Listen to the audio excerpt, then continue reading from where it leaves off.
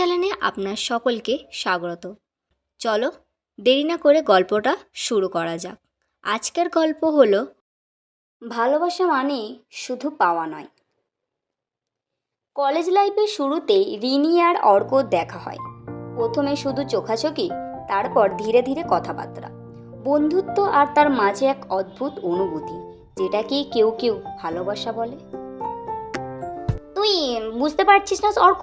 তোর সাথে কথা বললে আমার মনে হয় আমি আমার নিজের মানুষের সাথে আছি। তুই খুব স্পেশাল রে রিনি। তোকে না বললে অনেক কথা মনে হয় অপূর্ণ রয়ে গেল। দুইজনে এখন একে অপরের ছায়া হয়ে গেছে, কিন্তু ভালোবাসা গল্প তো শুধু হাসিতেই শেষ হয় না, কিছু না বলা কথাও থেকে যায়। তোর কখনো মনে হয় না আমরা একটু অন্যরকম? মানে? মানে আমাদের বন্ধুত্বর মাঝে আরো কিছু গাঢ় হয়ে উঠেছে, তুই বুঝছিস না? আমি বুঝি রে রিনি, কিন্তু ভয় পাই হারিয়ে ফেলতে পারি তোকে।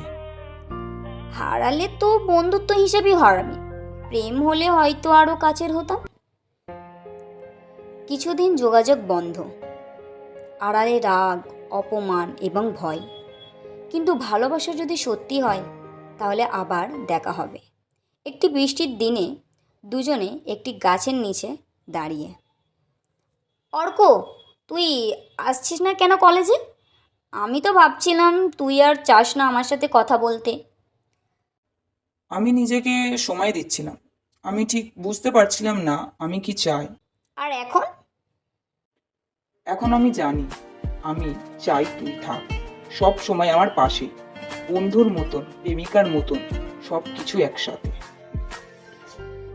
ভালোবাসা মানে কেবল তুই আমার বলা নয়, ভালোবাসা মানে হলো ভয় পেরিয়ে বলা আমি আছি, এবং সেই জায়গাটাই থেকে যাওয়া। তাহলে এবার তুই বল, তুই ভালোবাসিস আমাকে কি না?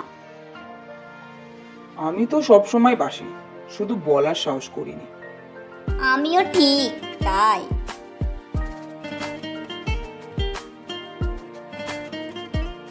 যদি আমাদের গল্প আপনাদের ভালো লেগে থাকে তাহলে চ্যানেলটাকে অবশ্যই সাবস্ক্রাইব করে একটি লাইক করে দিও। আর যদি এই ধরনের গল্প পেতে চান তাহলে অবশ্যই কমেন্টে জানিয়ে দিও।